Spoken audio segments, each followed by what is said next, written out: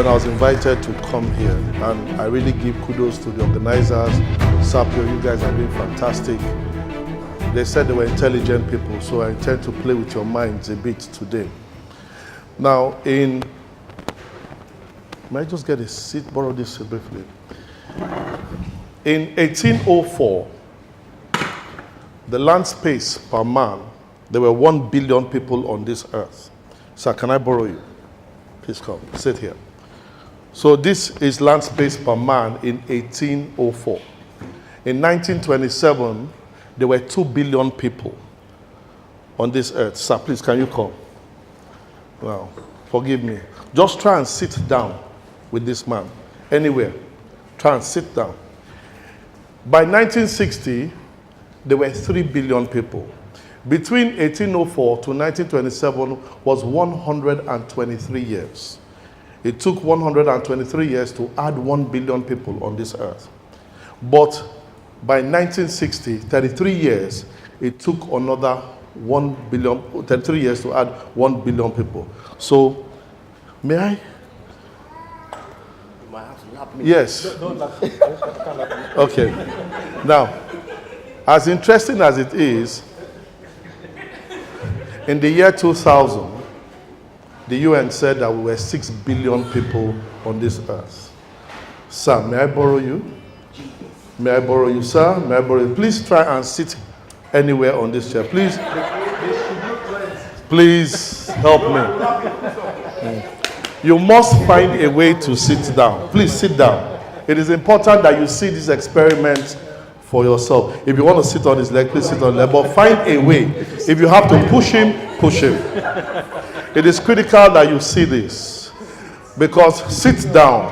Anyhow you want to sit down, sit down. Now, that same land space that was 1-to-1, now 6 people have to contest for it. In 2011, UN declared that there were 7 billion people on this earth. So I need to add one more gentleman. Please come and stay here. Now, as interesting as it is, this is the condition of the earth right now. With the introduction of the internet revolution, it is 1 to 1,000. If you put an advert out now that you're looking for a management trainee, you will have at least 7,000 applicants. Is that true or false? Now, so if you are competing, please, thank you, please go and sit down now. Now, why I'm saying this is because the land space per man is reducing every single day. Every single day. You are complaining about traffic. Nigeria, which people have said the population is 180 million. Okay, no problem about that. Now, the UN says that by 2050, there will be 350 million people in Nigeria. And I argued it. But when I saw January 2nd, that the newspaper carried that the number of children that were born on January 1st, 2018, were 20,210 children in one day, I had a problem. 20,210 children were born in one day. This does not include children in churches, children in villages. These were the ones registered. So if you do your mathematics, that if 20,210 children were born in one day, at the end of 2016, there were 7,356,000 children added to our population. And I thought, okay, if that is a problem now, let's imagine that in 33 years, to make it 2050, we will have another 243 million children added. So that is if it is constant. But this year, January 1st, 2019, 25,685 children were born in Nigeria. So if you do the addition, by the end of December, there will be 9.3 million children added to our population. In 2018 and 2019, the 2 years together, the number of children that will be added to our population will be 16 million people. If you think there is traffic now, wait for 2050. So we need to stop thinking about building houses that are bungalows and build upwards. Now, it's true. Because in China and different countries, they are not building. It is an offense to say you want to build a bungalow. Nobody will give you approval for it because population is increasing. Now, population is affecting economy, affecting school, affecting jobs right now.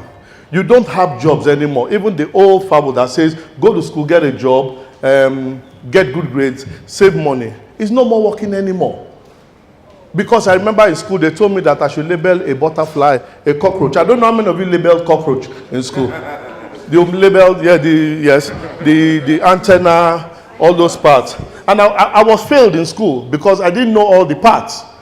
Now I'm asking myself, who cockroach help? Who cockroach help?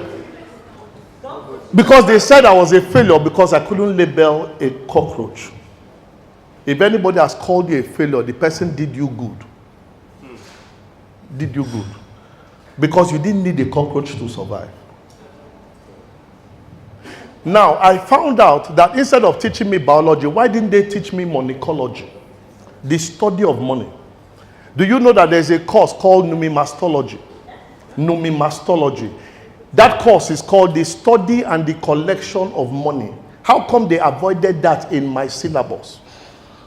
Numismatology, the study and the collection of money. They avoided that lecture. They were teaching me geography, history. No. So because of that, we have a population explosion going. People are looking for jobs. Nigeria's population being 180, they say 75% of Nigerians are youth under 45.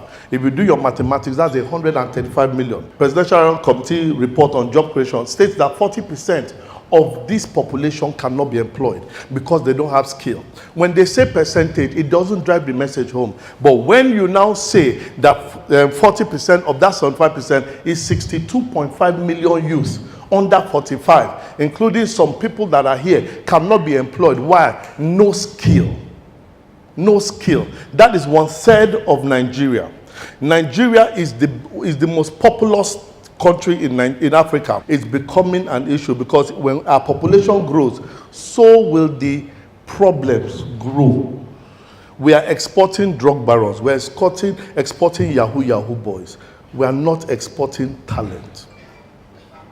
Recently, there is a report in Dubai that 5 Nigerians were arrested for trying to rob a break. So it came out yesterday or day before yesterday. So that tightens the border for us. So I now began to ask myself certain questions. I need to follow all the rules of the game. Let me change the rules. Remembering when we were growing up, our mothers told us, do not talk to strangers. How many of you were told that? Do not talk to strangers. They told you that if you talk to a stranger, they can turn you to yam, turn you to goat, turn you to money, egg or something. Or cowries. So because of that, we avoided talking to strangers. We've grown up with that mindset. They are talking to strangers because even in this meeting, people don't talk to strangers because you don't know. But your father and your mother are not the ones holding the keys to your brand new car. They're not holding the keys to your house in Parkview. The person that is holding that key, holding your money, is a stranger. If you are going to get into your next level, start talking to strangers. You need to start connecting the dots because you are 4 pieces away from whoever you need. That old fable of stop talking to strangers is not working. Connect in Sapio. Begin to connect. It is important that you don't leave this meeting here without making network with at least 5 to 6 people and get them and build the relationship. So those kind of mindsets began to run around me, and I brought 4 laws for my life. The first law that I ever put together was the law of crabology. If you put a basket down and you put 1 crab in that basket, give it 10 minutes, that crab will come out. But if you want that crab to stay there, put other crabs inside. When 1 crab wants to come out, other crabs will pull it down. Pull me down syndrome. We are not going anywhere. We die here together. If you want to change your future, change your friends. Simple. Your friends determine your values. Your values determine your decisions. Your decisions determine your actions, and your actions determine your results. If your results are poor, check your actions. If your actions are not the best, check your decisions. If your decisions are not working, check your values. If your values are not the best, check your relationships. Your friends do not include the people you relate with. They include your mother that you listen to, your uncle that you talk to, the films you watch online. Those affect your decisions. If you want to change your future, change your friends. Law number 2 is the law of compartmentalization. Like in this square here, there are compartments. In primary school, they taught us addition, subtraction, multiplication, and division. When I go to anywhere, I compartmentalize my relationship. If I see you and you talk to me, how are you doing? I like your hair. I will put you in addition compartment. If you tell me you don't like my shirt, you don't like my height, you don't like anything, I put you in subtraction. I won't waste time. I put you in subtraction. But when I talk to you and the discussion is going well and money is about to come in, you know money is coming, I put you in multiplication department. But if I give you my car and you destroy it, I give you my shirt, you tear it, give you money, you don't return, immediately division compartment. I don't care who you are. If I put you in subtraction or division department, I have no business with you, even if you are my family. Success is not emotional. It's not emotional. People are too emotional with success. Stop it. It's a waste of executive time. Number 3 is the law of my cup runneth over. Like you have cups here. The quantity that fills the cup is not as much as the quantity that causes it to run over. Before it runs over, you must first fill the cup. So if you are looking for favors in future, start filling the cup of your relationships now. I have a friend who now is an air commodore. Right from the day he was a flight lieutenant, I began to cultivate him. His birthday, I am there. Well, everything I'm cultivating him. So the day he becomes the chief of air staff, do I need to go and knock on his door and say, how are you, sir? I have built the relationship. So begin to cultivate your people now. Profile the people you want and cultivate that relationship. Because tomorrow you will only draw down on what you have filled. Am I communicating? Yes. The last one before I go is the law of first mistake. First mistake. This one is my gift to you. Whenever I enter a plane, I do not sit in economy. I invest to business class. Because decision makers sit in business class. People that are in economy, you may not find a lot of decision makers. But once you are in business class, whoever is there, they believe is a decision maker. So if I make the mistake of sitting beside you, you're in trouble. Because I know that for 45 minutes, you will not be able to use your phone. That is a kill time. So once you enter and I look at you, look at your shoe, look at your shirt, whatever you're wearing, I say, sir, it is a privilege sitting with you. And once I say that you are happy, I say, my name is Ubong. Can I get to know you? You say, yes, my name is Dele Momodo, whatever his name is. I say, okay, no problem, sir. It's a privilege. He sits down because by then he will know that he must think that I am somebody to be sitting in business class, 2 of us.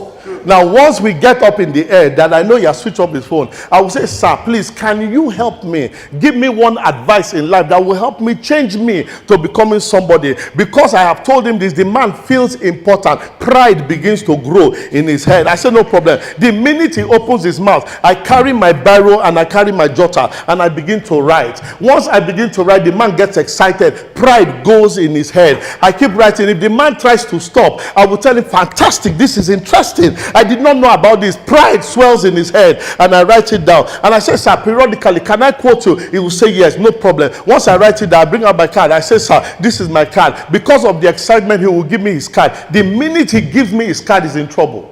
Once I collect that card, 10 minutes after I get out of that place, I will send him a text. Sir, it was a privilege sitting beside you. I know people like you have invested a lot of time. I have learned a lot. I would like to learn more. He will be very excited. Pride will grow. He will reply the text. Once he replies that text, mistake number 2. Once he does that, I'll tell him that a son honors his father, a servant his master. I want you to be my master. Can I honor you? Because of that, he will accept briefly. I will send him a gift, a goat or a cow, depending on his profile. Now, he may not want a goat or a cow, but once that goat or cow reaches his house, his children will begin to make noise, like these small interesting children there. Daddy, there's a goat, daddy, there's a cow. They'll be making noise. The man may not be bothered, but his wife will call the attention of it and say, honey, there's a goat or a cow in this place. Okay, let's kill it and make pepper soup. Now, when she kills it in the bedroom, she will say, honey, what exactly did you do to that boy to give you a cow or a goat? Once your name appears in the bedroom, approval is waiting in the boardroom. Start connecting the dots and build yourself. Thank you very much.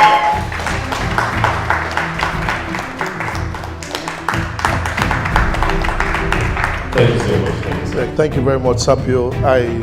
I've made certain decisions in my life that I retired from my business at the age of 44 to impact lives. And I pray that whatever happens to me happens to you. You were at lofty heights, right? I'll give this to you as a gift. Whatever happens to me, let it happen to you. Use that as a point of contact to anything. And if you make contact with, I believe in contact, it happens to you. Thank you very much, sir.